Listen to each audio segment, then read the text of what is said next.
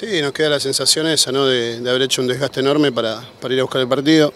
Creo que dominamos el partido durante bastante tiempo en lo que fue el partido y nada, nos quedamos con ese sabor amargo de haber perdido por un error, por una quizá no tanto virtud del rival, y un error de despeje que nos termina costando el gol, pero igualmente el mérito de los jugadores siempre digo lo mismo, no vale el esfuerzo que hicieron. Quizá nos faltó un poquito más de contundencia, arriba, porque creo que, como lo dije antes, manejamos el partido del primer minuto.